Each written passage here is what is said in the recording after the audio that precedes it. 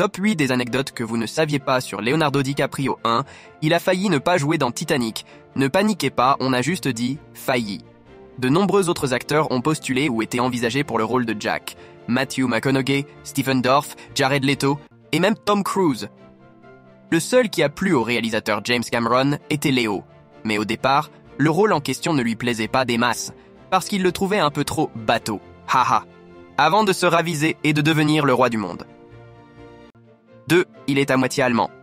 Oui, DiCaprio, ça ne fait pas très allemand comme nom de famille, mais avant de se marier, sa maman s'appelait Ander Birken. 3. Il a presque choisi lui-même son prénom. Alors que sa mère était enceinte de lui, elle est allée visiter un musée.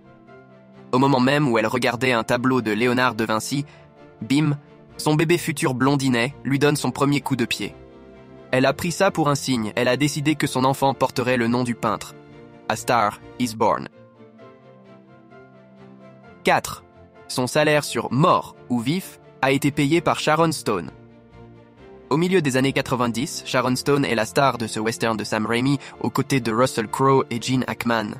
L'actrice insistait pour que le jeune Léo soit casté dans le film et comme les producteurs n'étaient pas super chauds, elle a payé son salaire de sa poche. Elle a même ajouté « S'il avait fallu le porter sur mon dos tous les jours, je l'aurais fait aussi. » 5. Quand il était jeune, Léo adorait le breakdance. Lorsqu'il avait une dizaine d'années, oui, Léo a été jeune, Léo était passionné de breakdance. Il a même participé à des compétitions et a fini à la 2e place à ORR Konschwijk en Allemagne. 6. Robert De Niro est son ange gardien. Selon la légende, c'est le grand De Niro lui-même qui aurait choisi Léo lors des castings de Blessures secrètes, son premier vrai rôle au cinéma.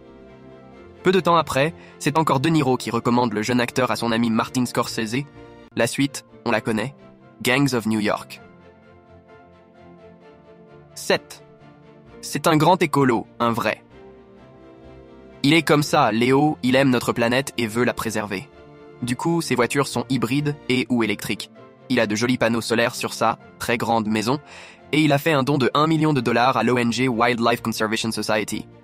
Il a même carrément produit, conçu et écrit un documentaire sur le sujet, La 11e heure. 8. Il est super pote avec Spider-Man.